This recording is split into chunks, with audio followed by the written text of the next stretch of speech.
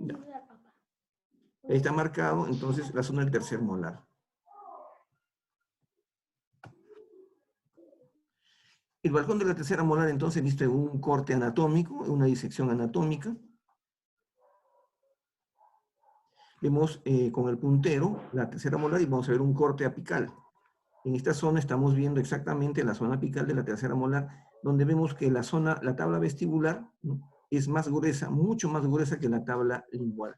Entonces nos preguntamos, ¿y si eso sucede en la realidad, cómo es, ¿no?, cómo es en este caso que nosotros abordamos la tercera molar por la tabla vestibular y no por la zona lingual?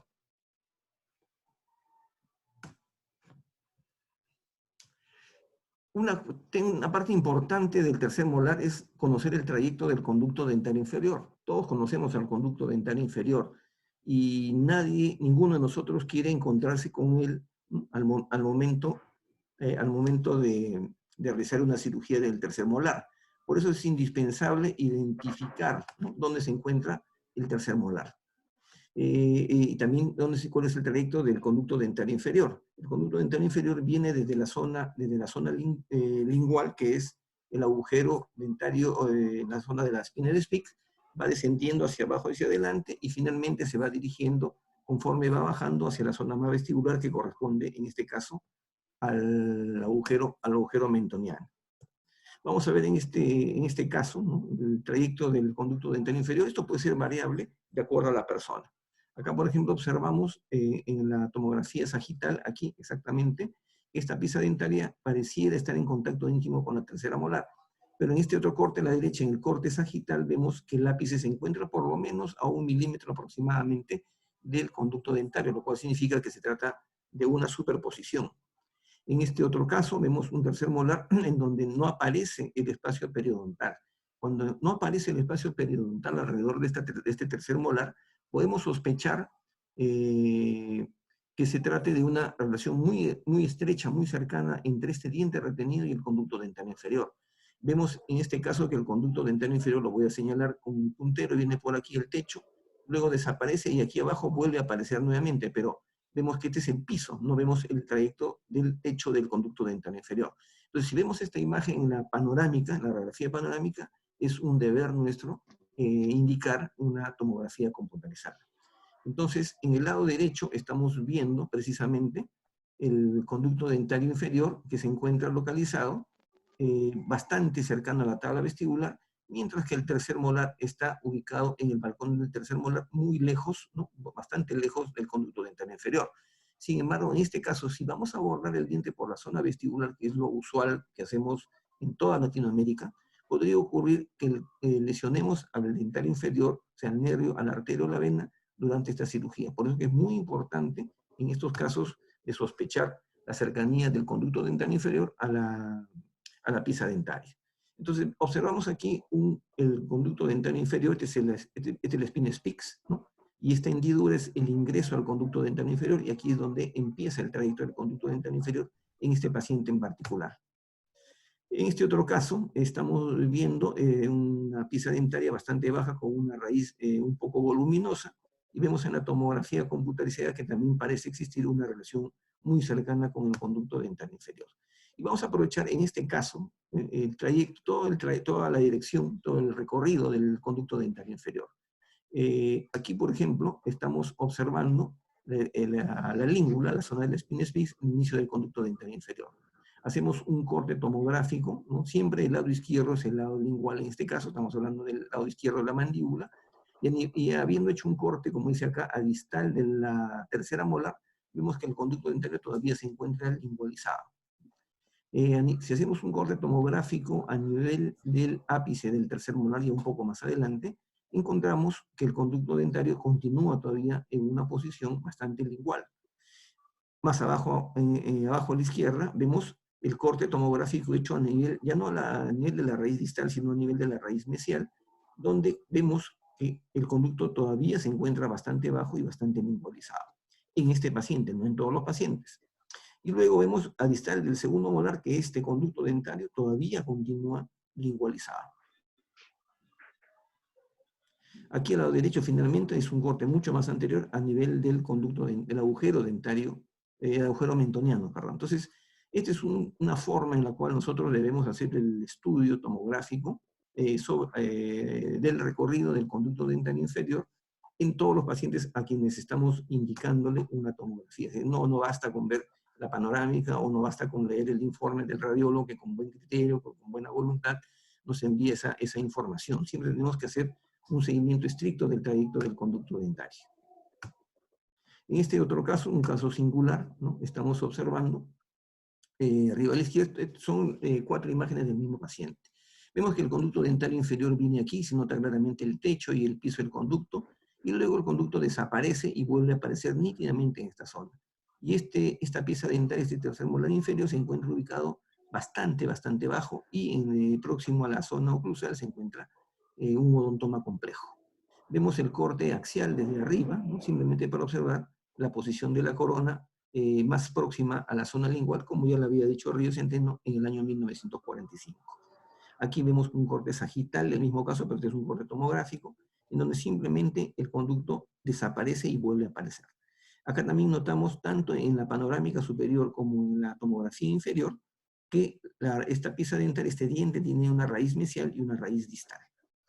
En este otro corte abajo a la derecha, vemos la misma pieza dentaria, observando claramente que el conducto dentario inferior se encuentra en el cíngulo, pero en la furca. Y esto podría producir un severo daño neural o un severo daño vascular, que lo podemos discutir más adelante, otro día con toda confianza. Pero esta tomografía nos muestra que el conducto dentario está pasando exactamente por la furca, ¿no? Y otro detalle más, en este corte, vemos a la L lingual, la derecha aparece vestibular, se observan 2 raíces también, una raíz lingual y una raíz vestibular. Entonces, si en el lado izquierdo habíamos visto que la tomografía sagital y la panorámica decían que había una raíz distal y una raíz mesial, ¿cómo es que acá aparece una raíz lingual y una raíz vestibular? ¿A quién le creemos? Eso es importante. Entonces, tenemos que ver que en este caso la pieza dentaria tenía 4 raíces, 2 raíces vestibulares y 2 raíces linguales, ¿no? Y el conducto dentario inferior estaba pasando exactamente a nivel de la furca.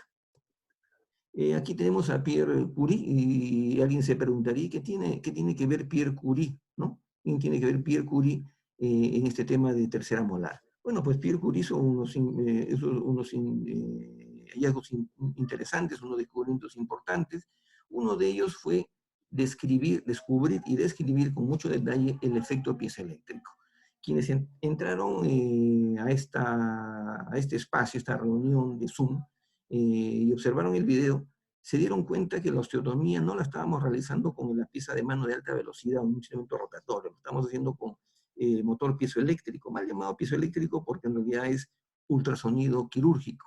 Pues bien, Pierre Curie lo que hizo fue describir el efecto piezoeléctrico y el efecto piezoeléctrico inverso.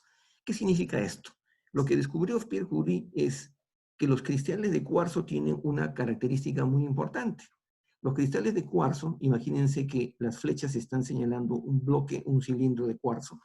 Lo que hizo Pierre Curie en un trabajo experimental fue producir fuerzas de compresión sobre cristales de cuarzo. Y encontró que al producir presión, al aplicar una fuerza compresiva sobre los cristales de cuarzo, estos cristales producían energía eléctrica. A eso le llamó efecto piezoeléctrico. Y cuando hizo el experimento contrario, es decir, al cristal de cuarzo le aplicó electricidad, se producían movimientos, micromovimientos de estos cristales de cuarzo, a lo que Pierre Curie le llamó a este mecanismo efecto piezoeléctrico inverso. Entonces tenemos un efecto piezoeléctrico cuando aplicamos una fuerza compresiva sobre el cristal de cuarzo para producir electricidad, y cuando aplicamos electricidad sobre el cuarzo se produce un micromovimiento. El primero se llama efecto piezoeléctrico, el segundo se llama efecto piezoeléctrico inverso, ambos descritos por Pierre Curie. Y el cuarzo tiene también otras particularidades, ¿no? Las moléculas de cuarzo que tienen diferente dirección, ¿no? Al momento en que se le aplica una fuerza o se le aplica energía eléctrica, tienden a uniformizar su movimiento, ¿no? Esto va a crear movimientos de manera sincrónica, de tal manera que se produzca el efecto de micromartilleo, que es característico del efecto piezoeléctrico inverso, ¿no? Es decir, cuando nosotros en nuestra pieza de mano de ultrasonido quirúrgico le aplicamos la energía eléctrica a los cristales que se encuentran dentro de la pieza de mano, que ya no es cuarzo, lógicamente, ahora son cristales de PSZ, se produce un micromovimiento que es el que permite que se produzca el corte del hueso, en ese caso, o el corte del diente, o el corte del tejido blando, por ese efecto de micromartilleo que es característico del efecto piezoeléctrico inverso. ¿Y por qué es importante? Solo para recordar los que somos de la década de los años 60, ¿no? Estoy viendo varios recientes ahorita en la conferencia, en la videoconferencia. Quienes han utilizado el reloj de cuarzo, quien tiene la suerte de tener un cristal de cuarzo, sabe perfectamente que la batería que tiene ese reloj genera una descarga sobre los cristales de cuarzo, pues es un reloj de cuarzo que tiene cristales de cuarzo. Y ese cuarzo comienza a producir micromovimiento, que es aprovechado justamente para producir el movimiento de las manecillas del reloj. Entonces, ahí se aplica también el efecto piezoeléctrico inverso.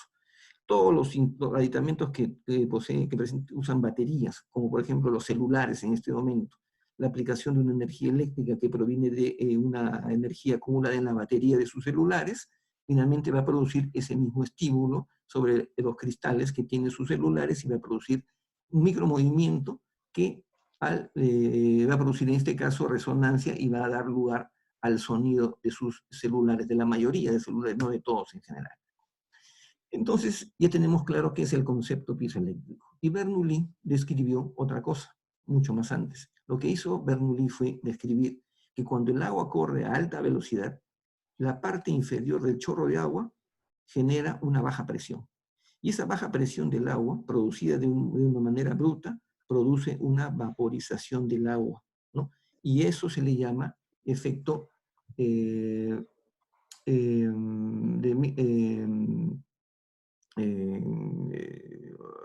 me dio la palabra.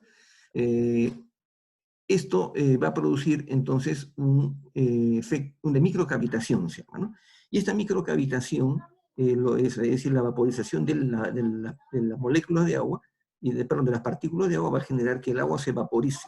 Y estas burbujas, ¿no? En lugar de explosionar como sucede con el agua hervida, ¿no? Cuando hervimos el agua salen burbujas que estallan. En este caso, cuando se produce el efecto de Bernoulli, las partículas de agua, la burbuja de agua, en lugar de explosionar, implosiona, liberando mayor cantidad de energía cinética durante su explosión, durante la implosión, perdón. Y esto va a generar sobre los tejidos una presión mínima que va a producir finalmente una hemostasia sobre los tejidos. Los usos del ultrasonido quirúrgico son múltiples. El hermano menor del ultrasonido quirúrgico, mal llamado piezoeléctrico, es el cavitrón, ¿no? Que utilizamos en periodoncia. ¿Para qué se puede utilizar? Se puede utilizar para hacer apicectomías, fíjense la limpieza con la que se puede trabajar, ¿no? Se puede utilizar en cirugía de terceros molares, se puede utilizar en infinidad de problemas, ¿no? Vemos que aquí estamos trabajando con el efecto motor piezoeléctrico y se está produciendo un mínimo sangrado, lo que facilita el trabajo en esta cirugía, ¿no? Porque uno de los problemas en la apicectomía es poder encontrar el campo seco para poder colocar el material de retroobturación. Entonces, igual sucede en el caso, ¿no? Acá hemos hecho ya la apicectomía aquí en la parte superior y se ve claramente que existe poco sangrado. Entonces, esos avances, ¿no? De la tecnología, que no son nuevos, que tienen más de 30 años en el mercado mundial, ¿no? Sobre respecto al efecto piezoeléctrico inverso, que nosotros le llamamos efecto piezoeléctrico por un tema comercial, constituye pues el gold estándar a nivel mundial. No existe mejor equipo que el ultrasonido quirúrgico para realizar cirugías en el tejido óseo, en el tejido blando maxilar, ¿no? Maxilofacial, perdón, que el ultrasonido quirúrgico, ¿no? El único problema del ultrasonido es su precio, ¿no? En nuestro medio es bastante caro todavía. Y como el tema es, además de esto, cuáles son algunas recomendaciones, ¿no?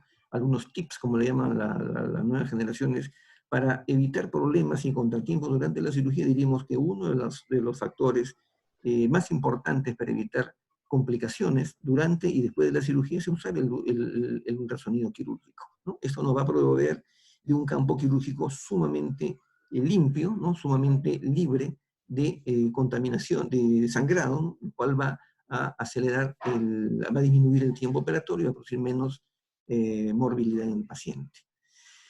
Uno de los problemas más frecuentes durante la extracción de un tercer molar es que se nos rompe el diente, ¿no? O el diente ya se rompió antes de venir a la consulta, o el diente se nos rompe durante la cirugía, o alguien intentó anteriormente hacer una cirugía, se le rompió y después vino para una segunda oportunidad ya para que nosotros hagamos la cirugía. Entonces, algunas de las causas más frecuentes, ¿no? Para evitar esto es tener en cuenta estos factores, ¿no? En primer lugar, un diente que tenga caries extensa, que es fácilmente fracturable, y además también la caries extensa puede condicionar una infección postoperatoria. Dientes con malformaciones tanto a nivel de la corona como a nivel de la raíz, ¿no? Además también encontramos raíces, o podemos encontrar raíces supernumerarias, podemos encontrar hipercementosis, que no es lo mismo que anquilosis, no son dos problemas totalmente diferentes. La hipercementosis es el engrosamiento de la raíz por un aumento exagerado, un incremento en el volumen del cemento del diente, haciendo que la raíz sea voluminosa.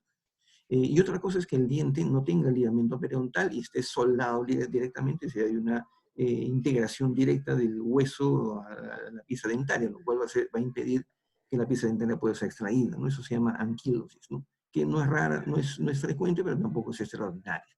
Luego también la falta de experiencia tanto del cirujano como del equipo de personas que acompañan al dentista, al cirujano, el día de que hace la cirugía. Y finalmente, algunos casos que ya de repente es más cirugía maxilofacial, casos en los cuales encontramos un tercer molar retenido, adyacente, ¿no? O en relación directa con un trazo de fractura en la mandíbula. Acá vemos un caso en el cual observamos una pieza 3.8 que ya está fracturada porque ha habido una manipulación previa, debido a que no ha habido previsión, ¿no? Porque acá vemos que claramente la raíz es demasiado grande, demasiado voluminosa y no va a ser posible, pues, extraerla mediante un procedimiento simple. Además, las raíces están en forma de tenaz y son sumamente voluminosas.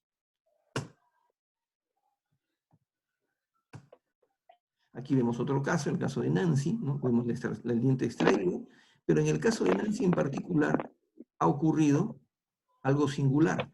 Iniciaron la extracción dentaria y no pudieron extraer o completar la extracción de la pieza dentaria, ¿no?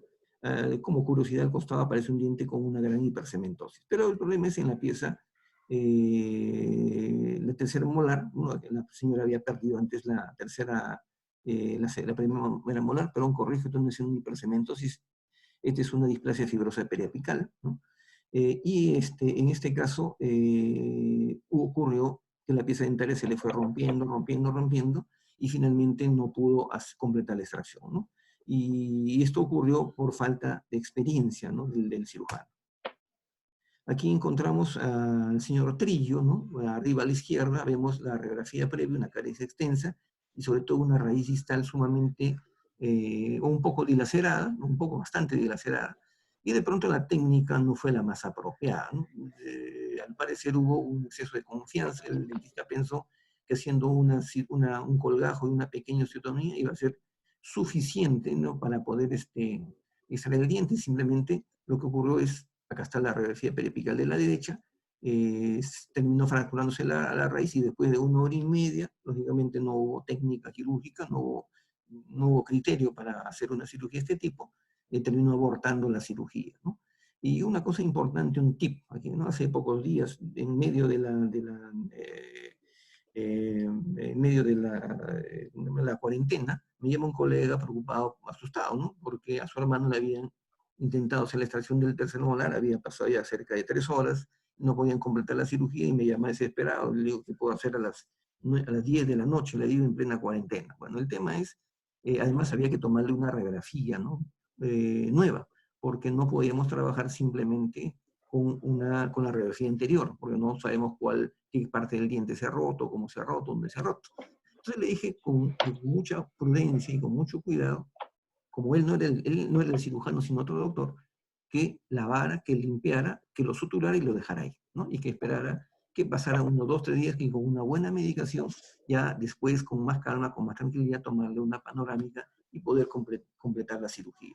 En este caso le fue muy bien, ¿no? No hubo mayores complicaciones, pero el paciente todavía está con su diente, debido a que no, por la cuarentena, pues están cerrados todos los centros radiológicos y no le ha podido tomar una panorámica. Sin embargo, no ha ocurrido un problema mayor como puede haber sido en ese caso una infección.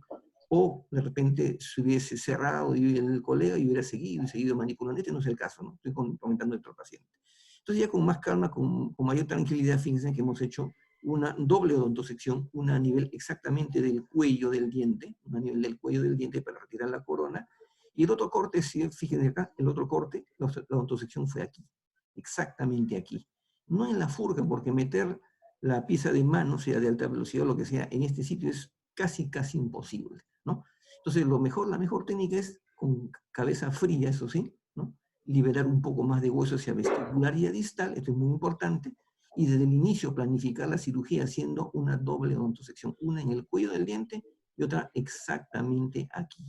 De tal manera que a la hora de hacer la palanca, salga primero este muñón con la raíz de abajo, la raíz mesial, y después salga la raíz distal. Y este es el resultado, la raíz distal y la raíz mesial, ¿no? De tal manera que lo que empezó en este caso con una cirugía de 2 horas y que no terminó, lo terminamos haciendo en menos de 30 minutos, 30, 35 minutos, y como es mi costumbre, lo invité al doctor a quien le ocurrió el percance para que hagamos la cirugía juntos, porque acá no se trata de quitarle el paciente a nadie, no se trata de solucionar el problema, pero que el doctor también entienda cuáles son sus limitaciones o cómo puede resolver el caso de manera correcta él solo, ¿no? Después tenemos dientes con diferente grado de dismorfismo, ¿no? Es decir, diferente grado de alteración de la forma. Vamos a ver, en este caso voy a cambiar de pantalla, vamos a ver un video, ya estamos manejando mejor todo esto. Acá está. Y vamos a ver el video de la extracción de un diente con dismorfismo.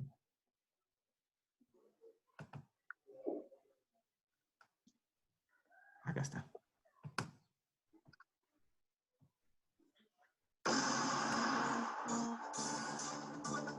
Es un video de unos pocos minutos, ¿no? Nosotros en la consulta tenemos a una persona que se encarga de grabar todas las cirugías que hacemos y todo lo que hacemos, todos los procedimientos, y luego la edición correspondiente, y este es el producto del trabajo. Por eso que este no es un tema de marketing, no es un tema de publicidad, es el trabajo diario que hacemos en la consulta. Entonces vamos a ver un caso de concrescencia, ¿no? Concrescencia es la unión de dos dientes a través de sus raíces, específicamente a nivel del cemento de los dientes. Vemos que el paciente ha sido... No sale el video, doctor. Ya.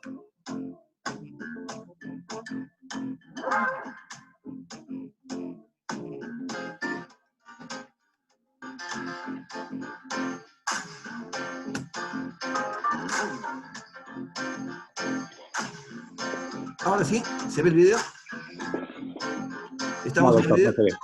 ¿Ya está bien? Sí. Correcto. Entonces estamos viendo la tomografía que muestra que la pieza dentaria están unidas por la raíz, ¿no?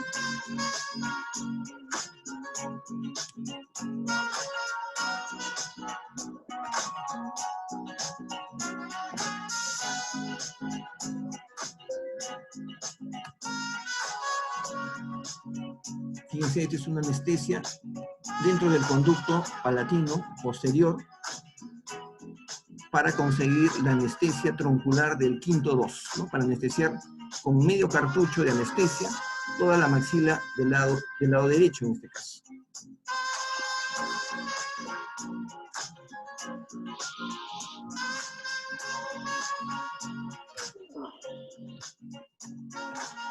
Luego la anestesia vestibular y vamos a proceder a la cirugía. Primero vamos a decolar tanto por vestibular como palatino, utilizando un separador amplio, y luego con un forceps para tercera molar superior hacer la extracción del diente. Vamos haciendo movimientos rotatorios, progresivos, buscando la expansión del hueso con mucho cuidado. Si en este caso se ve que el diente no cede a la extracción, a la luxación, pues hacemos el colgajo y una gran cirugía. En este caso todavía estamos intentando hacer la rotación de la pieza dentaria hasta lograr la luxación completa del diente. Y, sorpresa, sale, como debe ser, el segundo y el tercer molar que están unidos por su raíz, una concrescencia. Entonces, esta es la extracción de este es un dismorfismo, ¿no? Dismorfismo distinto, diferente, morfos forma, ¿no? Forma diferente.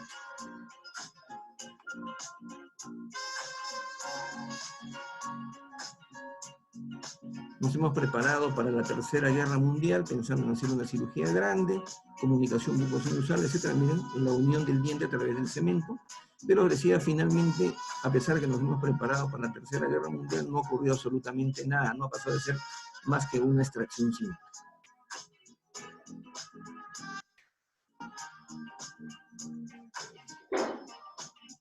Y luego vamos viendo, no estoy cureteando, estoy verificando si no hay comunicación bucosinusal. Ojo, no hay que curetear. Otro tip, no hay que curetear. Si hubiese un tejido infectado, lavamos varias veces y vamos a ver que el tejido infectado tiene un color diferente, un aspecto diferente del tejido vivo, el tejido normal, ¿sí? En este caso no hay comunicación bucosinusal y todo va a terminar en una extracción simple. De todas maneras, como la cavidad es amplia, ¿no? Vamos a hacer una compresión con gasa, muerde su gasita y el paciente se va a su casa, ¿no? Y ahora vamos a ver la forma del diente una vez limpiado, ¿no?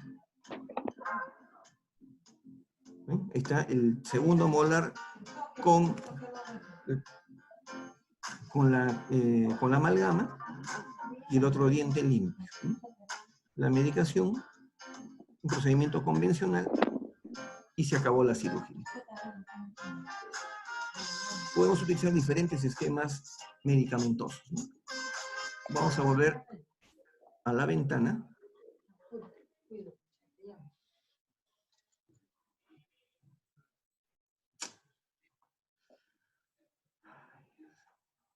Acá está.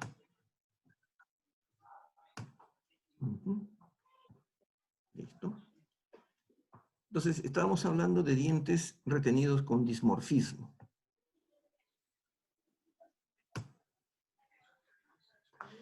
Formas diferentes en dientes diferentes, ¿no? Molares superiores con 4 raíces. Esta es una primera molar superior con una dilaceración en una de ellas. Este es un tercer molar superior, inferior, fue un molar inferior. Este de aquí también es un tercer molar inferior. Aquí tenemos el conducto dentario inferior, el trayecto del conducto dentario inferior, ¿no? Y aquí observamos un tercer molar, ¿no? Acá vemos un tercer molar, cuya raíz mesial tenía una gran dilaceración. Voy a subir un poco el volumen.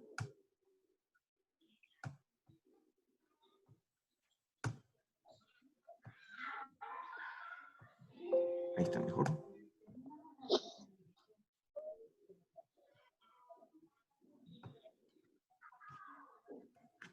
Aquí vemos otro dismorfismo dentario. Miren, no es una masa de tejido. Lo que pasa es que la resolución de la panorámica no nos ayuda, ¿no? Pero vemos que esta raíz tiene una hipercementosis, posiblemente tenga varias raíces y estas raíces estén intercruzadas, ¿no? Esto no es una extracción simple. Y tenemos que observar también en esta radiografía que no existe un espacio periodontal conservado de este tercer molar. Otro caso, ¿no? Vemos que esta pieza dentaria está totalmente superpuesta al conducto dentario inferior, pero la raíz mesial, esta de aquí abajo, está totalmente angulada, ¿no? Y tiene un gancho en el tercio apical. En este otro caso vemos un caso completo, ¿no? Estamos viendo que una pieza dentaria se intentó hacerle la extracción en otro consultorio, ya remitieron al paciente después de la extracción fallida, ¿no? Y se ha roto la corona, y siempre que el paciente haya sufrido una cirugía previa, un intento de cirugía previa, tenemos que tomar una nueva radiografía. No podemos trabajar con la radiografía anterior, tenemos que pedir una nueva, ¿no? y de ser el caso, ¿no? No en todos los casos, pero de ser el caso, pedir una tomografía computarizada, ¿no? Aquí abajo vemos en la zona lingual, que es el balcón del tercer molar, y felizmente el conducto dentario se encuentra lejos de la raíz, pero tener cuidado que el abordaje vestibular podría producir una lesión, en este caso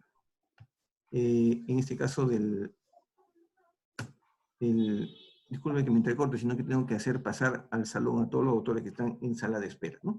Y finalmente una vista axial donde vemos la ubicación del conducto dentario ligeramente hacia el lado vestibular en la señora Esperanza, ¿no? Acá finalmente el diente que fue extraído y las raíces, que en este caso se encontraba dilacerada, que había sido una de las causas por la cual el diente no había podido ser extraído en su oportunidad.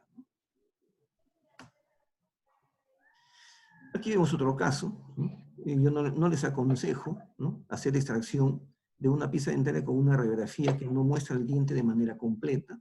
Aquí lo que sucede a veces también que existe un equivocado concepto de comprensión socioeconómica del paciente, ¿no? Yo escucho esta expresión, yo no le indico panorámica a mi paciente porque no tiene dinero, ¿no? O no le tomo, hacen extracciones incluso de dientes normales, que no son terceros molares, extracciones simples, y no le piden radiografía, no le toman radiografía, y cuando le preguntan, ¿por qué no toma radiografía? Es que doctor, el paciente es pobre, y mire usted, la situación económica es diferente.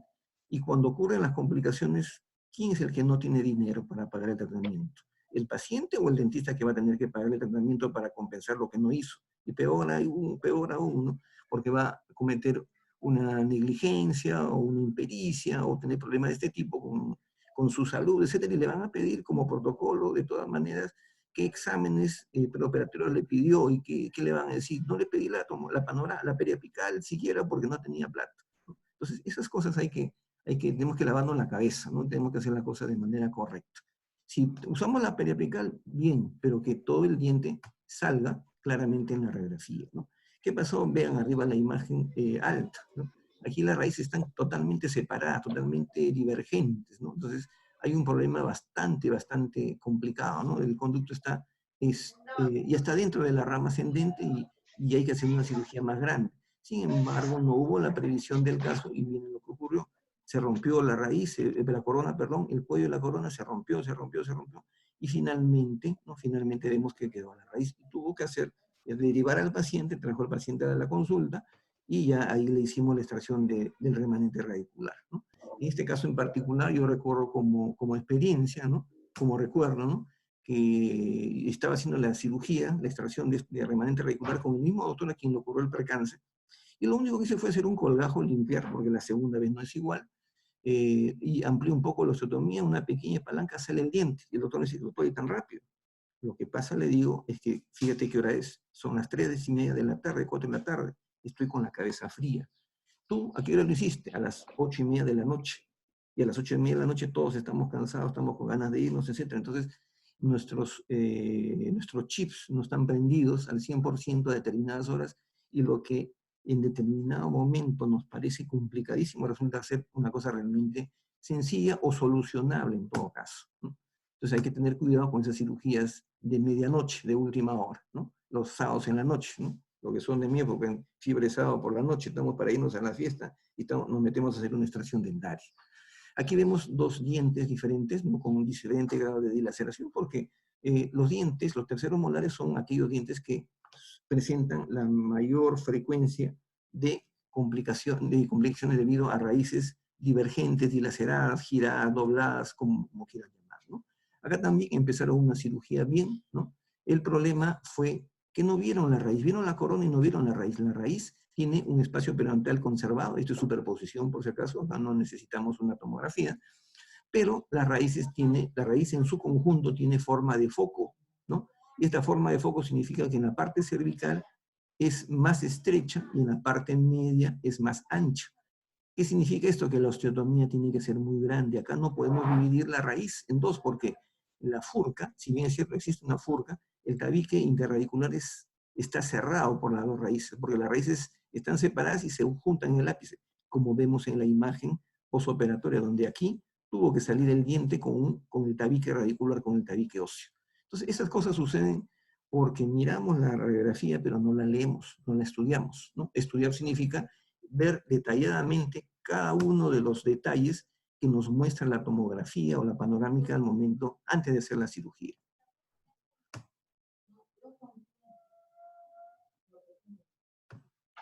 Aquí vemos una molar superior, ¿no? Y este caso me ocurrió en algún momento, hace algunos años a mí. Comencé a hacer la extracción de la tercera molar superior, no recuerdo en estas alturas qué cosa fue lo que pasó, el asunto es que se rompieron las dos raíces vestibulares, ¿no? Entonces, cuando se rompe una raíz inferior, mandibular, vamos a buscarla, nos metemos a buscarla. Pero si se nos rompe una raíz, ¿no? Una raíz superior, y si es palatina, ni siquiera meternos a buscar, hay que dejarlo ahí, ¿no? En este caso, el lado vestibular, alguien dirá, y se pudo haber buscado. Fíjense bien ustedes en la panorámica. En la panorámica se ve la sobreproyección de la apófisis coronoides. Y este paciente, cuando abra la boca, ¿qué va a hacer con la coronoides? Va a cubrir, ¿no? Va a cubrir toda la zona correspondiente al tercer molar. Entonces, hay que tener cuidado también al momento, otro tip, ¿no? Al momento de de admitir al paciente para hacerse una cirugía, hacer esta prueba. Pedir que el paciente abra la boca mientras nosotros introducimos el dedo en esta zona. Si nuestro dedo entra fácilmente cuando el paciente abre la boca, significa que sí vamos a tener un buen espacio, un espacio suficiente para hacer la extracción del tercer molar. Pero si nuestro dedo no puede ingresar en este espacio, imagínense el instrumento tampoco, y vamos a tener problemas. Aquí vemos un caso de la vida real. Fíjense ustedes, una radiografía tomada en algún lugar del Perú, ¿no? Este es de Chachapoyas, ¿no? Ocurrió pues en un centro de salud donde un colega con muy buena intención a una serumista de nutrición intentó hacer la extracción dental. La radiografía inicial, ¿no?, que tomó es la de arriba, se le rompió el diente y le tomó la radiografía de abajo. Estuvo más de 2 horas, según cuenta la paciente, un poco más de 2 horas y media intentando hacer la extracción, no pudo, finalmente abortó el procedimiento y ya la paciente, cuando estuvo en Lima, recién ya vino a buscarme por recomendación del mismo doctor. Yo la vi a la paciente y le dije que había que hacer de todas maneras la extracción porque en este caso ya la pieza dentaria había sido manipulada y la herida estaba abierta, ¿no? A pesar del tiempo se mostraba la raíz en la boca y había que hacer una cirugía. Pero yo no puedo hacer nada con esto. De todas maneras, en tiempo de Photoshop, lo que hice fue primero fotografiar estas 2 radiografías y aplicarle nuestro famoso Photoshop. Y fíjense lo que aparece en el Photoshop. La radiografía de arriba, ¿no?, nos muestra la pieza dentaria original. Vemos una dilaceración bien marcada de la raíz distal y una ausencia de espacio periodontal aquí, ¿no? Y en este otro caso vemos la raíz mesial, que aparentemente es recta. Y esta es la radiografía postoperatoria, donde a pesar del Photoshop no se ha podido hacer mucho. Entonces voy a retroceder la pista anterior. ¿Ven algo? Y no sé si ustedes acá vean algo más, ¿no? El asunto es que aún con esta radiografía superior, yo no me metería a hacer una extracción dentaria. Debería pedir una panorámica, debería pedirle de todas maneras una tomografía, ¿no? Entonces ya en Lima le pedimos la tomografía, vamos a ver este caso, ¿no? Vemos la raíz mesial, que aparentemente es recta, ¿no? Y acá la raíz distal, ¿no?, la raíz distal dilacerada, y le pedimos la tomografía, ¿no? Vamos a la vista de abajo. La sagital de acá arriba a la derecha no es más didáctica que práctica, ¿no?, que clínica. Y en la parte baja, si vemos la raíz distal, está en íntima relación con el conducto dental inferior. Y ojo, miren, la raíz, ya que ahí había un error típico, la imagen de aquí del medio corresponde a la raíz mesial. La raíz mesial que aquí aparece arriba en la panorámica como recta, no es recta, tiene una dilaceración. Entonces, mientras la raíz distal está dilacerada casi en sentido mesiodistal, la raíz mesial está dilacerada en sentido bucopalatino. Jamás iba a salir mediante un procedimiento simple. ¿Qué nos dice la lógica? Que tenemos que hacer una cuidadosa odontosección aquí para extraer ambas raíces de manera individual.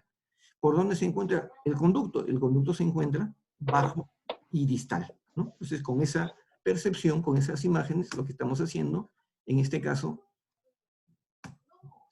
es permitir hacer la cirugía, ¿no? Fíjense el día de la cirugía, qué bonita fotografía. Este es el momento en el cual primero hemos hecho un colgajo, hemos limpiado todo, hemos ampliado un poco la osteotomía aquí, y una odontosección exactamente en la furca, con mucho cuidado, con mucha delicadeza. Y la imagen de abajo es muy buena. Muestra la raíz distal y muestra la raíz mesial. Y el corte hecho exactamente aquí, ¿no? De una manera bastante exacta para poder hacer la extracción sin comer tiempos. Aquí tampoco ocurrió ningún problema de hemorragia, no hubo tampoco un problema de lesión vascular, de lesión neural, ¿no? Y ya nos vamos complicando un poco más, por si no se han dado cuenta, nos estamos metiendo en cosas cada vez más complejas, ¿no? Porque una cirugía de tercer molar inocente, ¿no? Una tercera molar, un tercer molar, en una posición aparentemente simpática, interesante, podemos terminar complicándonos con cosas muy serias, ¿no? Acá no se trata de asustarlos, acá se trata de tomar conciencia de lo que uno hace y hacer un buen diagnóstico. En ambos casos, el de arriba, la fotoclínica, un absceso cutáneo, ¿no? Y la radiografía panorámica de este paciente un mes, ¿no? Un mes después, 2 meses después, perdón, de haber hecho la cirugía del tercer molar. Y acá abajo vemos un flemón, ¿no? A punto también de fistulizar por la piel en la cara, ¿no? Esta señorita de 19 años, ¿no? Camila, a quien le hemos dado el nombre de Camila, y que después de 3 meses es enviada para hacer la cirugía. A la doctora que acaba de ingresar, por favor, le agradecería que apague, por favor, el micrófono. Gracias. Vamos a poner mute all.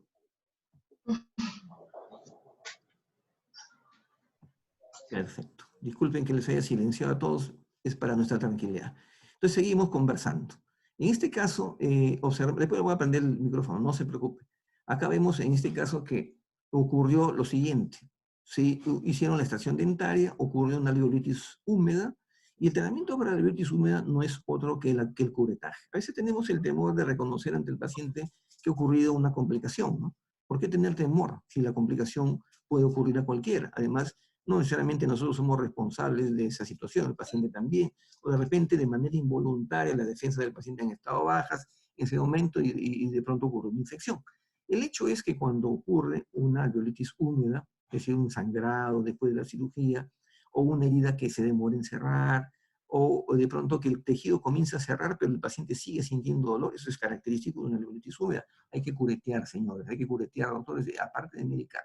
Lo que ocurrió es que su doctor, al ver que había una alveolitis húmeda, que tengo entendido que ni siquiera se dio cuenta que había una alveolitis húmeda, simplemente le dio medicación y medicación y medicación hasta que llegó un momento en que se sintió feliz porque cerró la herida. Cerró la herida, pero la infección continuó por dentro. Entonces la naturaleza es sabia y va buscando un sitio por donde drenar. Como acá hay un tejido fibroso, ocurrió que el tejido, la cortical vestibular seguramente fue perforada, la tabla fue perforada por la infección y comenzó a hacer prominencia por la zona vestibular. Una señorita de 21 años, 22 años, con una fístula en la cara, es horrible, ¿no? Es sobre todo la responsabilidad que a nosotros nos ocupa, ¿no? Acá abajo en el lado derecho, otra paciente, le hicieron igual, un procedimiento similar, se complicó, dolor, medicación, hasta que un día cerró la herida, ¿no? Cerró la herida, pero el problema es que ocurrió que comenzó a aparecer un flemón en la región facial. Y cuando hace la consulta me dice, ¿y de dónde ocurrió, de dónde apareció este problema? Este problema apareció porque no hiciste el diagnóstico de la alveolitis húmeda en su oportunidad y tampoco hiciste el curetaje. No hubo diagnóstico oportuno, no hubo tratamiento oportuno. En el caso superior, si ustedes se dan cuenta, incluso le ha colocado aparatología ortodóntica y ni siquiera se ha preocupado de estar tranquila de que toda la herida, de todo el problema infeccioso sea solucionado. El hecho es que quiero que presten atención otro tipo, ¿no? Acá vemos que el espacio, ¿cómo se llama? Que el borde del alveolo dentario está conservado, igual acá abajo también, a pesar de la infección. Entonces, esto significa de que no hay una osteomielitis, aquí solamente hay una infección del coágulo y que se ha diseminado en los tejidos blandos. Vamos a ver otros casos, ¿no? Este es el caso, este es de arriba es el caso de Cecilia y abajo es el caso de Amado, un caso que está pixeleado porque me enviaron la imagen por WhatsApp, ¿no? El caso de Cecilia, arriba, vemos, ocurre de la siguiente manera, ¿no? Era el fines del mes de enero, y la paciente viene con un sangrado, ¿no?, evidente en la zona operatoria, y me dice que hace 2 meses le han hecho la extracción. ¿Qué ocurrió? Ocurrió, dice la paciente, que presentó un sangrado después de la cirugía, ¿no? Después que le hicieron la cirugía, al día siguiente un sangrado, y el doctor le medicó con coagulantes. Bueno, se dio el problema, él lo vio a los pocos días, a la semana, si mal no recuerdo, otra vez un sangrado, otra vez coagulantes. A las 4 o 5 semanas ocurre otro episodio de sangrado o más coagulantes, y así lo estuvo manejando hasta que llegó un momento en que ya no hubo sangrado, ¿no? Sin embargo, en un momento determinado, al cabo de 2 meses, la paciente no solamente tuvo un episodio de sangrado, sino que un dolor, y también comenzó a sentir, a presentar una hinchazón, ¿no? Vamos a darle la entrada, a bienvenida al doctor Denis Malpartida, ahí está. Y cuando vino a la consulta, ¿no? Yo estaba a punto de irme de viaje, ¿no? En esos momentos, y al día siguiente, o a los 2 días, si mal no recuerdo, entonces le dije que la tomografía que ella me había traído mostraba cosas particulares, ¿no? Si se acuerdan, y en los casos anteriores,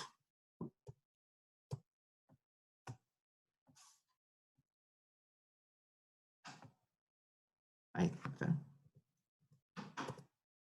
En el caso anterior, el contorno del alvéolo dentario está conservado, ¿no? En cambio aquí, el alvéolo dentario ya no existe después de 2 meses. En el caso inferior, después de 1 mes tampoco existe. Y otra cosa en común que tienen estos casos, una, que el alvéolo dentario ya no existe, y dos, que hay unos fragmentos, ¿no? A los ojos del ego, ¿no? Podríamos decir, que posiblemente al momento que le hicieron la cirugía quedaron restos de diente. No, estos no son restos de diente, estos son secuestros óseos producto de una osteomielitis. Ambos pacientes tienen osteomielitis. En el caso de Cecilia, el caso fue más severo. Vemos no solamente una osteomielitis localizada, focalizada en la zona del tercer molar, sino que si nos damos cuenta en el corte axial, desde arriba, estamos viendo desde arriba el caso, ¿no? Mediante una tomografía, vemos que el hueso tiene una serie de espacios vacíos, negros, ¿no? Que corresponde a zonas de necrosis. Y aquí hay varios secuestros. Este es el más grande en la tabla lingual. La tabla lingual está a punto de desprenderse. Esto es debido a la osteomielitis. El tratamiento para esto ya no es el curetaje simple bajo anestesia local. Esto hay que hospitalizarlo porque hay que hacer un curetaje masivo de la zona en donde a veces inclusive podemos dañar el conducto dentario inferior, pero tenemos que eliminar la infección. Esto ya es una cirugía mayor, ¿no? Además de la medicación. Y en el caso del paciente al que le hemos dado el nombre de Amado, no porque lo quiera mucho, sino es el nombre del segundo nombre del paciente, vemos que existe un tejido blando totalmente atípico en la zona vestibular, evidente una infección, y los restos no de dientes, sino son los secuestros óseos, están mostrando una osteomielitis. Entonces, ¿por qué esperar una osteomielitis? En el caso de Amado, la osteomielitis fue sumamente agresiva, ¿no? Entonces, ¿por qué esperar esto cuando podemos solucionar el problema tempranamente haciendo simplemente una limpieza, un curetaje de la zona de manera oportuna? Vamos a ver un caso más severo. Vamos a ver el caso de Carlos. Carlos recibe un tratamiento, es atendido en una clínica conocida, una franquicia conocida, y le hacen la extracción dentaria del tercer molar con esta periapical. Yo no veo, realmente yo no veo nada, ¿no? No puedo hacer una cirugía con esta radiografía periapical, tengo que pedirle por lo menos una panorámica. Entonces hacen la extracción dentaria y ocurre un problema. El paciente desarrolla una alveolitis húmeda. Tratan de limpiarlo, lo limpian una vez, lo limpian dos, ¿no? Y cuando ya el caso se le va de las manos, eso fue en mayo, ¿no? Se le va de las manos, toman el criterio de comunicar a un cirujano maxilofacial, un especialista, no a mí, ¿no? A otro colega, y eso ya fue en el mes de julio, y el colega le indicó una panorámica y una tomografía. Si ustedes se dan cuenta, en el mes de julio, en el momento en el cual el especialista toma el caso, ya no existe alvéolo dentario. Esto es una osteomielitis. Y esto es una muestra de que al mejor tirador se le va la paloma, ¿no? Entonces tenemos que ser sinceros. La osteomielitis no se soluciona bajo anestesia local, se tiene que hacer una cirugía en sala de operaciones para poder limpiar el tejido de manera correcta. Seguimos con Carlos. ¿Por qué pone el dedo acá? Para recordar que Carlos, desde el día de la extracción, presentó o se quedó con una anestesia. ¿Y por qué tuvo anestesia? Porque fíjense ustedes, esta es la tomografía que con buen criterio le indicó el especialista en el mes de julio. Retrocedió la anterior. No vio la panorámica, prestó atención solo a la tomografía. Y la tomografía aparentemente todavía no muestra signos de osteomielitis, aunque yo diría con mala fe que acá sí hay espacios de osteolisis, ¿no? Bastante intensa. Vemos otra imagen, una tomografía sagital. Fíjense qué bonito corte. Este corte lo he hecho yo, no lo ha mandado el radiólogo, yo lo he buscado. Y vemos el piso del conducto dentario. Y vemos el techo del conducto dentario que aquí desapareció. ¿Por qué desapareció? Porque durante la cirugía de extracción del tercer molar se produjo una ruptura, ¿no?, del techo del conducto, y se produjo también como consecuencia de ello una parestesia, ¿no?, en el labio. Una anestesia. Carlos tiene anestesia, no tiene parestesia, que no ha tenido solución. Bueno, pues Carlos tuvo la amabilidad de facilitarme su caso completo, ¿no? Esto, por si acaso, hasta donde yo sé, no sé si estuvo a punto de llegar o debe haber llegado a un juicio, si es que no han arreglado. Es un caso muy serio, ¿no? El especialista que lo atendió, con toda la tecnología del caso, una cosa es la teoría, otra cosa es la práctica, pues, el cirujano es como el piloto de avión, ¿no? Se mide por sus horas de vuelo, ¿no? No es solamente es importante el título, es importante la experiencia que todos y cada uno de nosotros tengamos con más pacientes. Entonces hizo una cátedra, hizo una limpieza con el paciente y le colocó, bueno, hizo foto no corresponde con los ácido tranexámico, ¿no? Seguramente estaría sangrando por la vena que había sido rasgada. El hecho es que eliminó estos restos y le dijo al paciente que posiblemente durante la cirugía habían dejado unos restos, pero que no se preocupara porque ya se había limpiado, ¿no? El hecho es que estos fragmentos no son restos que el primer doctor dejó en la boca. Estos son secuestros óseos. No ha habido un buen diagnóstico. Aquí vemos en este caso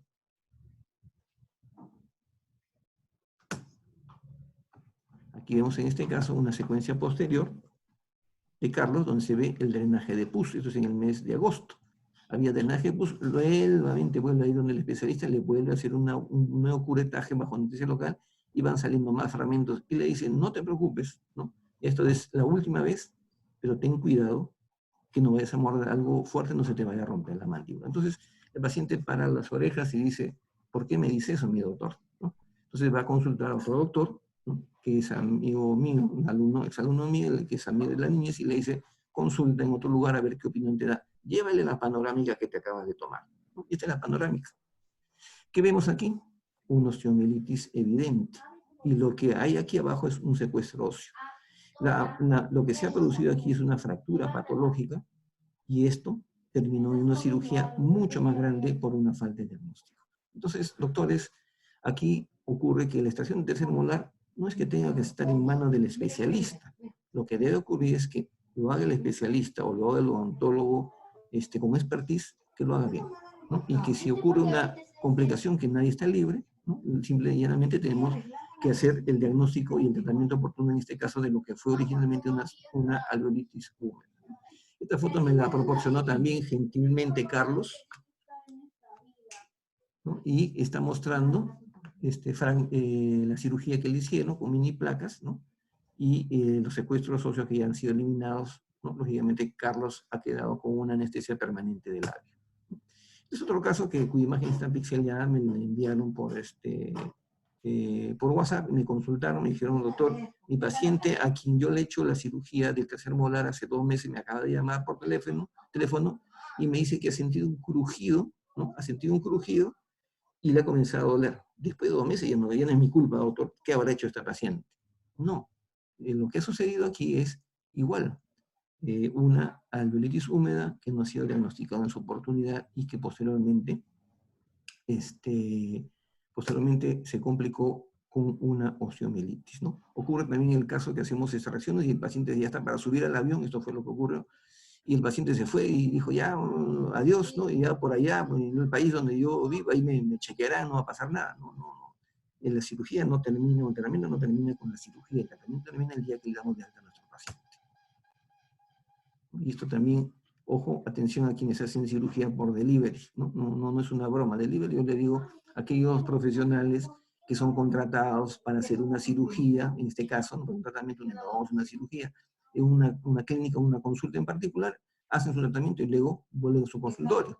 Como generalmente en la clínica le pagan muy poco, el dentista dueño de la clínica termina haciendo los controles y como él no es especialista, a veces ocurren estos problemas, ¿no? Donde el responsable legal finalmente no es solamente quien hizo la extracción, sino también el dueño de la clínica, ¿no?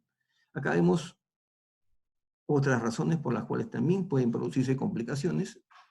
Una raíz, la presencia de raíces supernumerales, en este caso una raíz, fue una raíz distolingual, o perdón, mesiolingual, ¿no?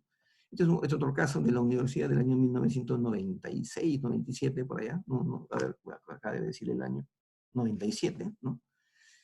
Viene este paciente a quien le habían intentado hacer la extracción de esta pieza dentaria sin colgajo, la vieron paradita, ¿no? Y simple y llanamente la pieza dentaria no se movió porque tenía pues una deformidad, ¿no? Y le hicimos la cirugía en la universidad y se nos rompió el diente. Le tomamos una radiografía intraoperatoria y observamos que había una raíz supernumeraria, en este caso también una raíz mesiolingual.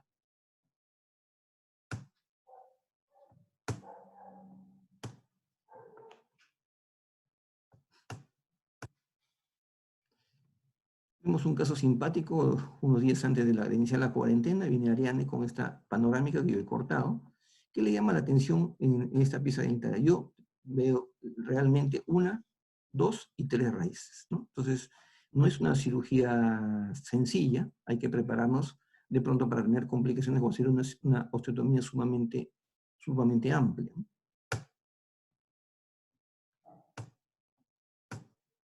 Aquí está, el diente extraído tenía, no 3, sino tenía 4 raíces, ¿no? Es un dismorfismo, la presencia de raíces supernumerarias. Este es el caso de Claudia, ¿no? Era una paciente de 10 o 11 años, más o menos, no recuerdo, hacía varios años, y que vino referido por su ortodoncista para hacerle la extracción de estos 2 dientes, estas 2 piezas dentarias. Ya el tema de cuál diente sacar, extraer, ya es tema del especialista. Yo cumplo con las recomendaciones siempre que no sean descabelladas, que nos indica nuestro colega ortodoncista que hace la indicación. Entonces, este es un diente que se le llama un diente sumergido. Un diente sumergido es un diente deciduo, generalmente, que se encuentra anquilosado a la base, en este caso, al piso del borde mandibular. Entonces, le hemos indicado una tomografía.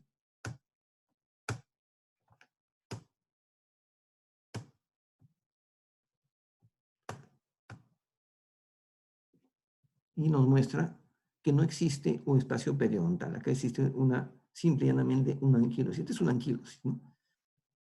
¿Qué significa una anquilosis? Que al momento de hacer la extracción posiblemente vaya a quedar una parte de la raíz sin extraer, porque clínicamente es imposible distinguir dónde empieza el diente y dónde termina el diente, ¿no? No sabemos cuál es el límite. Este es un caso de hace algunos meses, ¿no? En un paciente una paciente con una displasia fibrosa diagnosticada mediante una biopsia. ¿Aló, Juan? Piden que aumentes tu volumen en tu PC. Ya, gracias.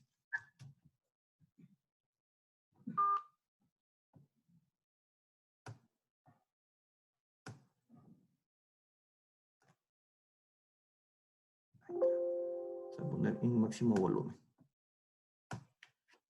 Ya está. Decíamos, el caso de Maribel, que vino con esta patología, le hice una biopsia previa, una displasia fibrosa diagnosticada histológicamente, y se ve que en el caso de Maribel, le hice muchos cortes tomográficos, acá se ve una dilaceración que está en íntimo contacto con el conducto dentero inferior, pero hay zonas en las cuales no existe ligamento periodontal, ¿no? Entonces, ¿esto qué significa? Que se trata de una anquilosis, ¿no? Una anquilosis parcial. Vemos diferentes cortes tomográficos, acá está el conducto dentario inferior, y acá se observa que en algunas zonas, ¿no? Acá vemos en este corte, se ve bonito acá también, la zona apical, hay varias zonas en las cuales no se observa un ligamento periodontal. Entonces esto significa que se trata de un problema de una anquilosis parcial del diente. No vamos a extraer el diente. Además tampoco la displasia fibrosa se opera, ¿no? Entonces son cosas que tenemos que ver desde el punto de vista del diagnóstico. También puede haber falta de experiencia del cirujano, no seremos tan niños lo que hacemos la cirugía, pero la experiencia, independientemente de la edad, es el número de casos, ¿no? Que vamos atendiendo y que nos va dando un expertise para nosotros precisamente poder ir resolviendo los casos de manera más sencilla, ¿no? Acá vemos 2 casos diferentes, ¿no? Aquí en el inferior empezamos, ha habido el inicio de una cirugía, vieron una parte de la corona, yo creo que esto ya no pasa en el siglo XX, es un caso de 1998, ¿no? y han intentado hacer, pero en 1988, ¿no? Intentaron hacer la cirugía sin colgajo. En el caso de arriba vemos una corona que ha sido cortada. Lo curioso es que la odontosección le hicieron sin colgajo, ¿no? Acá vemos un remanente radicular. El diente no pudo haber sido extraído en su oportunidad, ¿no? Así vino clínicamente. El día hicimos el colgajo, vemos que acá está la pieza dentaria, está encima, pero hay que ampliar la osteotomía. Y finalmente ampliamos la osteotomía y hacemos la cirugía de la extracción del tercer molar. Ahí está la raíz, ¿no? Extraída después de casi 6 meses de que ocurrió el percance.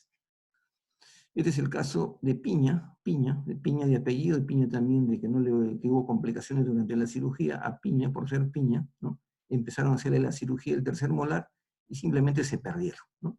Posiblemente no hayan utilizado el instrumental correcto, no haya habido experiencia y se perdieron durante la cirugía. Entonces ha habido una destrucción de la pieza dentaria con la fresa de alta velocidad. Y esto es común cuando ocurre un sangrado durante la cirugía y simplemente nos desesperamos y comenzamos a cortar como locos por todos lados pensando que es el hueso y finalmente terminamos destruyendo la corona, el diente y no tenemos un punto de palanca y el sangrado todo se hace una mazamorra. Entonces, por eso es importante estar acompañado de una persona que realmente nos pueda dar luces, que nos pueda ayudar durante la cirugía o por lo menos que nos dé tranquilidad. Si vamos a estar al lado de una persona que nos va a estar metiendo miedo, tampoco nos vamos a avanzar y nos vamos a complicar, ¿no? Acá es un caso complicado, ¿no? Pensaron que se trataba de una alveolitis y le colocaron un apósito de gasa con óxido de zinc eugenol. Yo le pedí una panorámica en ese entonces y vi que hay algo medio curioso por este lado, ¿no? Además, el paciente manifestaba dolor.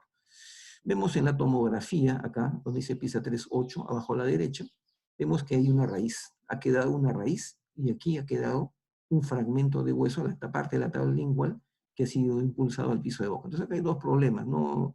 Es decir, la fractura de la tabla vestibular y la fractura o la persistencia de esta raíz. Lo que está ocurriendo, lo que debemos hacer en este caso es resolver ambas cosas. Esto no es una alveolitis seca. Otro problema que también es frecuente, ¿no? Y esto es una cosa bien desagradable, porque ¿qué ocurre con el nervio lingual? A diferencia del nervio dental inferior, el nervio dental inferior nosotros lo vemos en la tomografía, en la panorámica, en la radiografía. El nervio lingual no lo vemos porque está en el tejido blando. Y aquí vemos la línea punteada, este es el libro de Donado y Amaya, ¿no?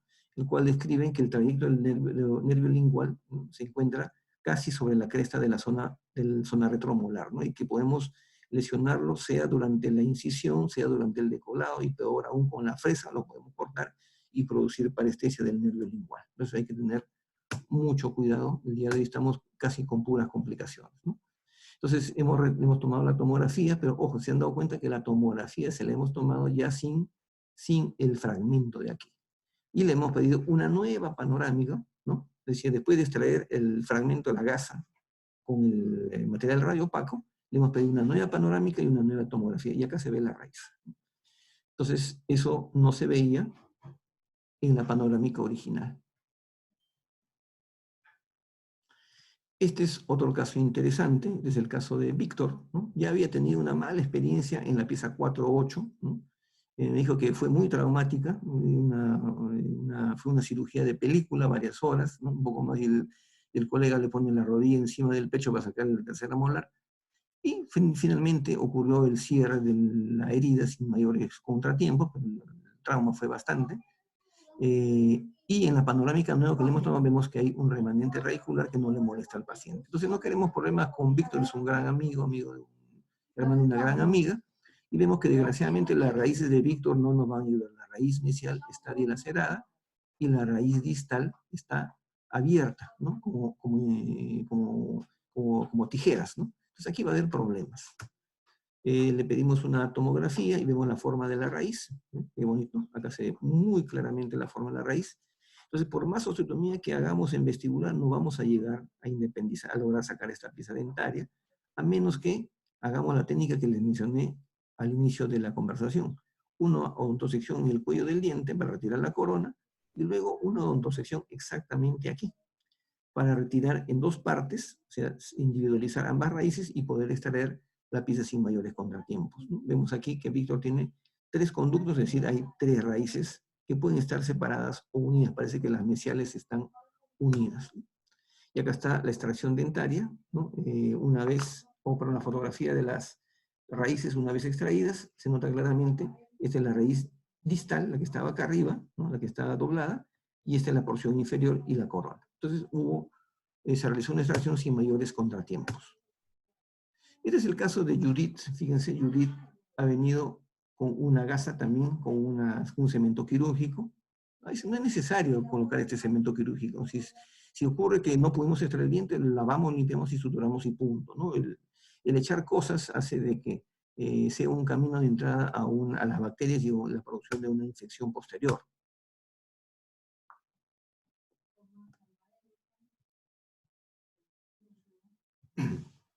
Aquí vemos el caso de Yanela, ¿no? Las radiografías han sido tomadas en tiempos diferentes, una ha sido tomada en octubre, otra ha sido tomada en el mes de noviembre.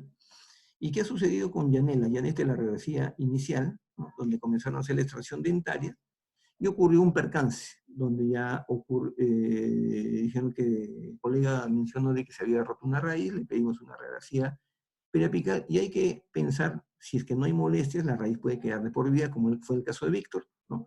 Y si hay molestias, inmediatamente hacer una nueva cirugía y retirar el fragmento dentario, ¿no? Entonces, no hay que ser extremo, ¿no? Decía Aristóteles que hay que buscar el justo medio, hay que buscar la mitad del problema, la línea punto medio, y si el diente no fastidia, la raíz no molesta, puede quedar ahí. Si hay molestia, hay una pequeña sintomatología, por más pequeña que fuese, habrá que extraerla, ¿no?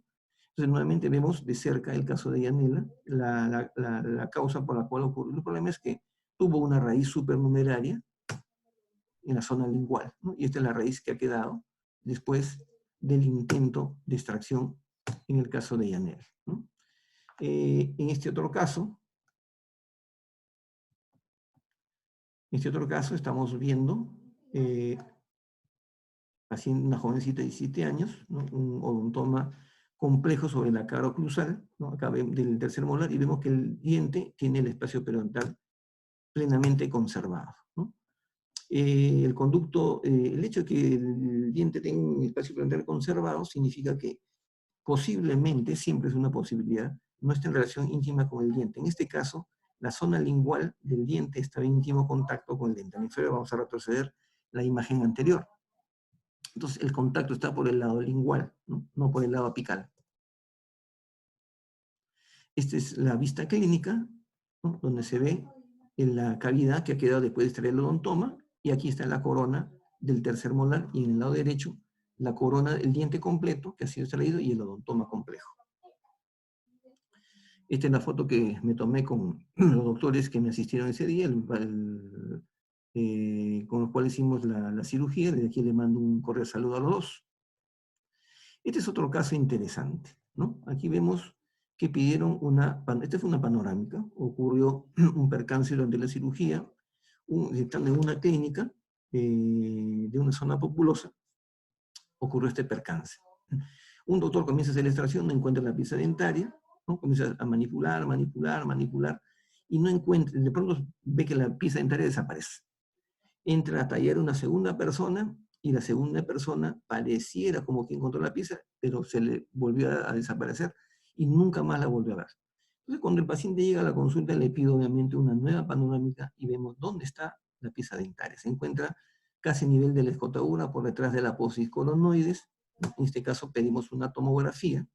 La primera, la de la izquierda, es lateral oblicua, pero aquí hay que verla como perfil estricto, donde se ve que la pieza dentaria se encuentra en el tejido blando de la fosa cigomática, donde la van a meterse a trabajar, ni aún con anestesia general, es complicado. Entonces la sugerencia fue, también en este caso, que conviviera con la pieza dentaria, ya que no tenía ninguna sintomatología la paciente.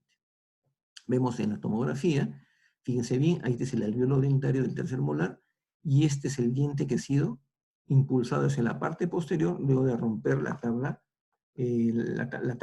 distal de la tercera molar. Entonces el diente está en la fosa cigomática. Finalmente vamos a ver algunos casos en los cuales, por ejemplo, paciente que tiene una fractura mandibular, ¿no? Le pusimos los arcos de Winter, pero vamos al análisis de la radiografía, ¿no? En el caso de John, ¿no? Vemos que la fractura, la línea de fractura, corre también longitudinalmente a través del diente.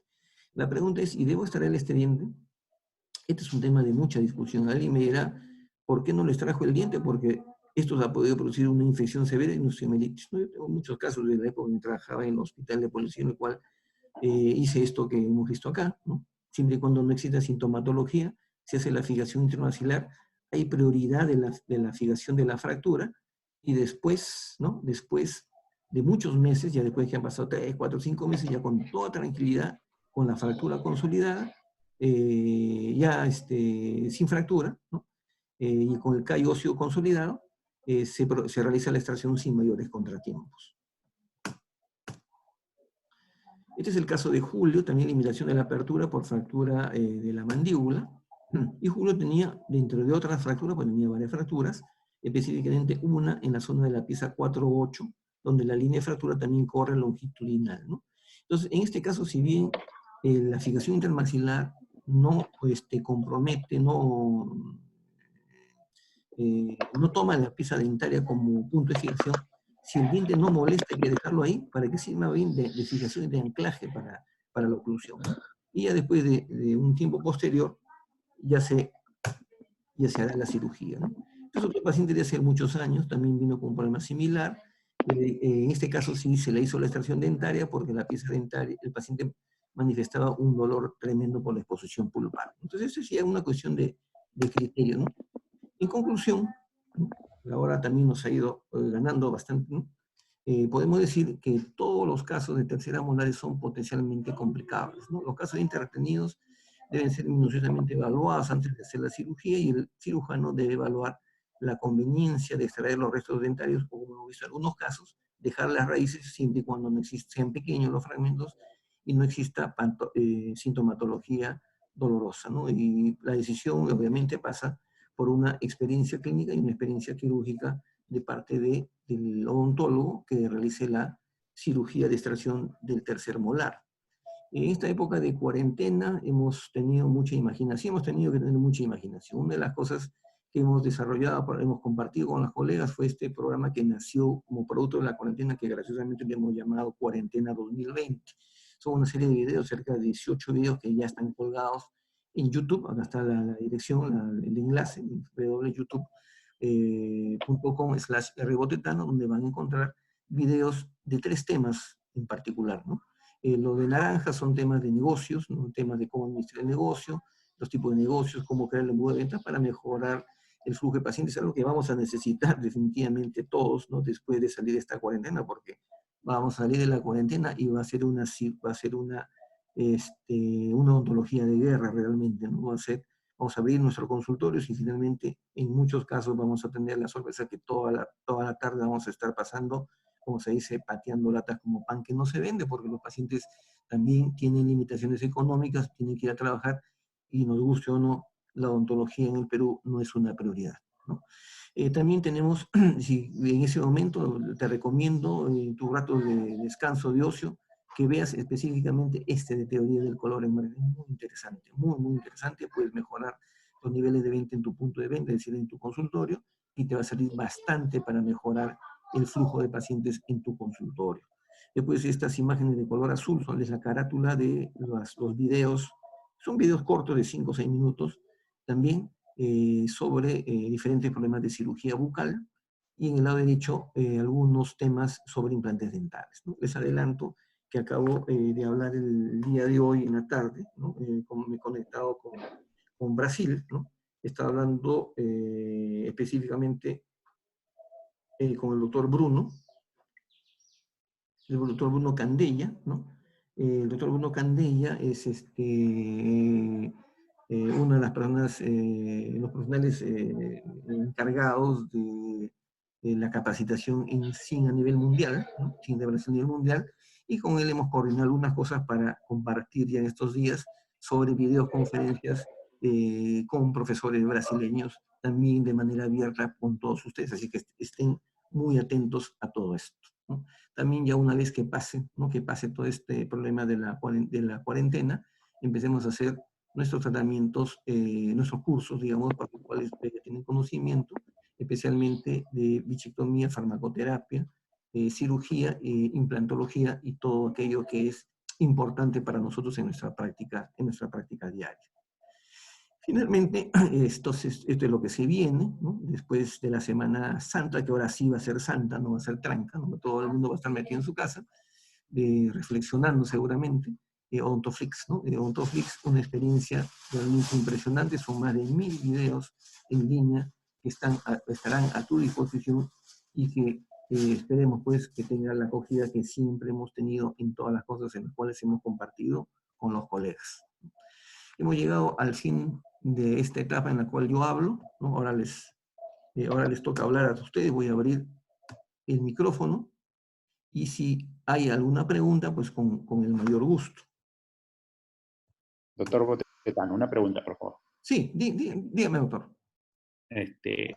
Cuando también para las terceras sería más recomendable y tendríamos un mejor diagnóstico si lo mando en un archivo DICOM y si lo pasaría al BioSkyPlan, ¿nos daría un mejor diagnóstico que la tomografía tradicional? Bueno, buena pregunta. Debe ser Alfredo. Buena pregunta, sí. Alfredo.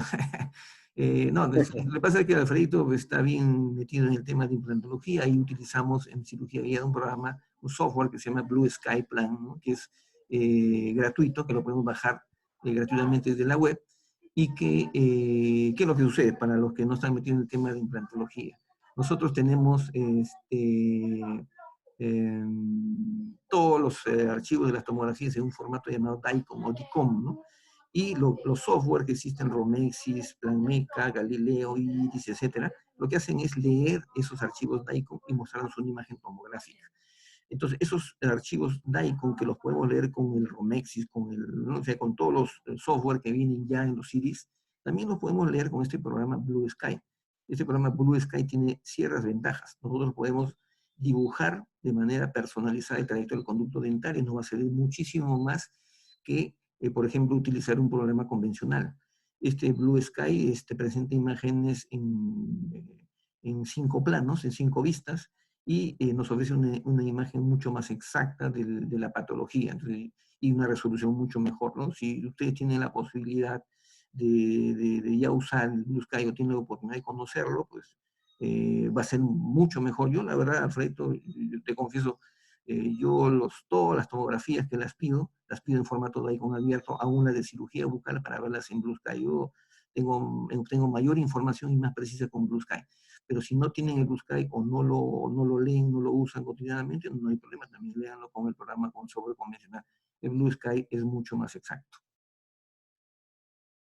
Muchas gracias, doctor. Gracias, Alfredo. Doctor Botetano, ¿cómo está? ¿Cómo estás? Ante todo, una excelente exposición, doctora.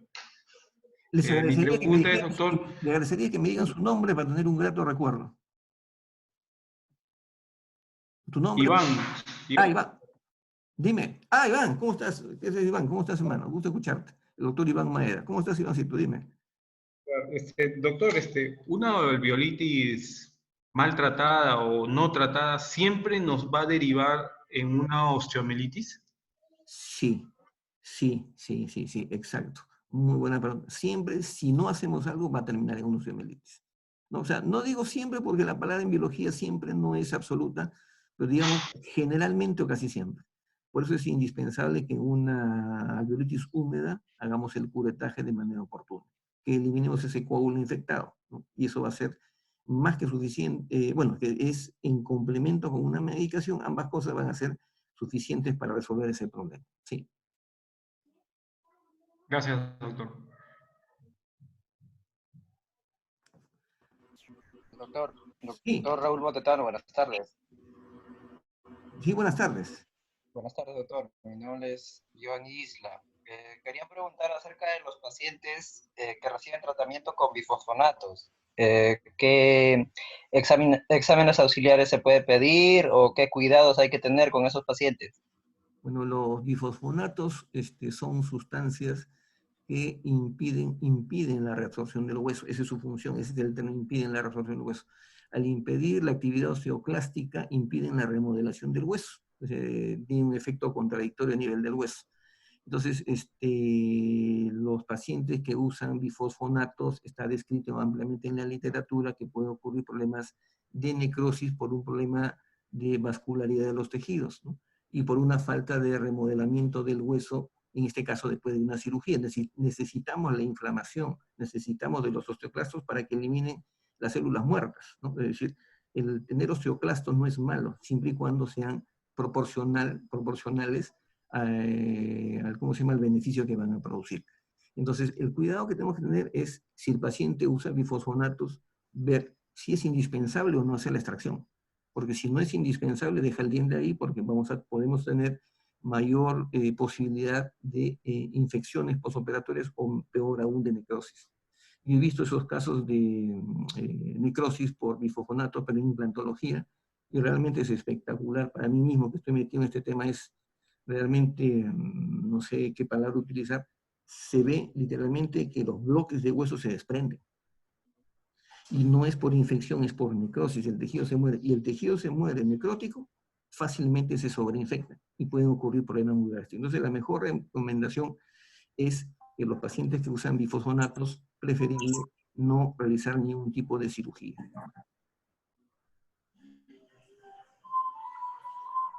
Bien, doctor, gracias. Gracias. Más bien, mientras vamos contestando la pregunta, si alguien abre su chat, me pudiera colocar, o pudiera colocar algún tema que le interesaría para poder conversar en próximas oportunidades. Mientras tanto, no sé si alguien tiene alguna pregunta. Doctor, buenas tardes. Buenas tardes. Doctor, buenas tardes. Le habla Denis Malpartida. Hola, Denis, desde Cañete. Doctor, buenas tardes. Sí, gracias. Doctor, quería hacer una consulta.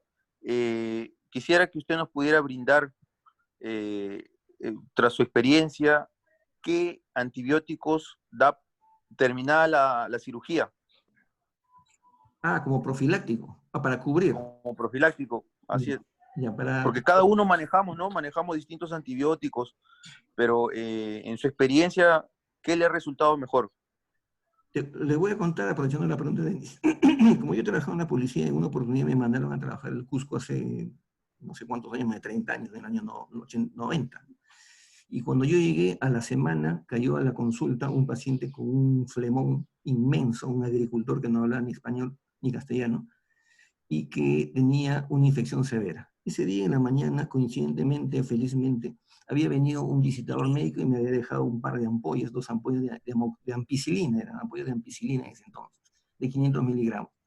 Entonces, cuando le dije al señor que había que hospitalizarlo, el señor se puso a llorar, el agricultor, el campesino se puso a llorar, porque me dijo, con las justas he tenido mi pasaje para venir desde el distrito en que vivo, adentro del Cusco, hasta acá, y usted me dice que me tengo que hospitalizar, no tengo plata, con la justa tengo para regresar. Me dio mucha pena el señor. Entonces, lo único que tenía a la mano era amoxicilina. Yo en Lima, un flemón así, jamás le daría amoxicilina, o ampicilina, perdón. Pero como era lo único que tenía, le dije buenamente, mira amigo, le dije, ¿no? Ponte esta ampolla, que le ponga en este momento en el tópico esta ampolla, y antes que te vayas en la tarde, antes que subas al carro, que te pongan una ampolla y te vienes mañana temprano. Si para mañana temprano no baja esto, te hospitalizamos. Y yo lo hice con mi más y con mi menos, porque yo tenía la convicción de que el paciente iba a venir el día siguiente para hospitalizarse. Para mi sorpresa, el paciente vino con una disminución de más del 60% de la hinchazón que tenía, una infección que era para hospitalizarse, se convirtió en una infección manejable ambulatoriamente. ¿Cuál es el mensaje de la experiencia acá, ¿no? Ese señor jamás en su vida había tomado antibiótico, no sabía lo que era un medicamento. Jamás había tenido contacto con un medicamento. Entonces, una ampicilina en una ciudad como Lima, donde vamos a la esquina y compramos la pastilla, ¿no?, en cualquier botica, a una persona que regularmente no toma medicamentos hay una diferencia abismal, ¿no? Y sin ir a extremos, siempre hay que ver, y lo digo como amigo de los clientes, lo que a ti te dé resultados, sigue usándolo, ¿no? Si yo, voy a decir de todas maneras la respuesta, lo que yo uso, pero lo que yo uso no necesariamente es lo que mejor resultado, es lo que mejor resultado me da a mí, pero no a ustedes, en cada uno en particular. Yo, por ejemplo, utilizo la amoxicilina de 500 miligramos, ¿no?, en tabletas cada 8 horas de manera profiláctica durante 4 o 5 días, ¿no?, porque yo evalúo al paciente a los 2 o 3 días después de la cirugía, y después de los 3 días a los 6 o 7 días, entonces me doy un tiempo para evaluar al paciente. Y en ese lapso de tiempo veo, corroboro, compruebo si el paciente está infectado o no, o tiene signos de infección. Caso contrario, puedo disminuir el intervalo de dosis, darle cada 6 horas, o cambiarlo a megacilina, o si veo que hay signos de infección anaeróbica, cambiarle a clindamicina, o darle acitromicina, ¿no? Si es un paciente, en los últimos tiempos estoy utilizando la megacilina, no es una publicidad, un laboratorio en particular, lo que pasa es que es la fenoximetilpenicilina, de repente no la recordamos, es la megacilina, ¿no? De 1 millón en tabletas, una cada 8 horas, porque alcanza buenas concentraciones en tejido óseo y en tejido blando. Si veo que es un paciente que ya está infectado y aumenta el volumen del tejido blando, ataco con megacilina. Esa es una situación diferente, ya no es profiláctico. Y lo complemento, a veces, dependiendo de si el caso es severo, lo complemento con levofloxacina, que se utiliza para el tratamiento de infecciones por gram negativos, ¿no? Entonces, para sintetizar, uso amoxicilina o uso megacilina como profiláctico. Y si es alérgico, acitromicina una cada 12 horas, ¿no? También durante 4 o 5 días. Y si ya el problema es infeccioso declarado, ya habrá que ver clínicamente si es una infección aeróbica o anaeróbica, según eso será megacilina, según eso será clindamicina, en combinación con otros medicamentos. Correcto, doctor. Muchas gracias. No, gracias, Denis. Saludos. Gracias.